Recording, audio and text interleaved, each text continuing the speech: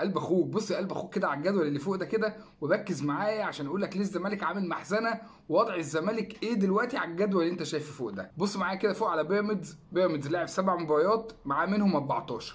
قول يا عم كسب الثلاثه، بقى بيراميدز معاه كام؟ 23 نقطه. اول.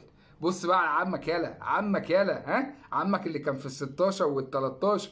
عمك دلوقتي يا معلم معاه كام؟ معاه دلوقتي 18.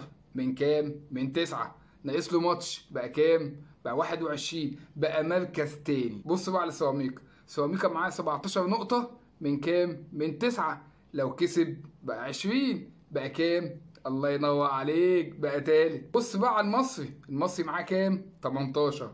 من كام؟ من 10. وكده كده هو سابق الزمالك، فبقى المصري كام؟ الله ينور عليك، الرابع. خش يا حبيبي على دجله. دجله لاعب لحد دلوقتي كام؟ 9. معاه كام؟ معاه 15. ناقص له ماتش، بقى كام؟ بقى 18. بقى زيه زي مين؟ الله يفتح عليك، بقى زيه زي الزمالك. فاحنا يا جماعه مش بعيد نلاقي الزمالك خامس او سادس.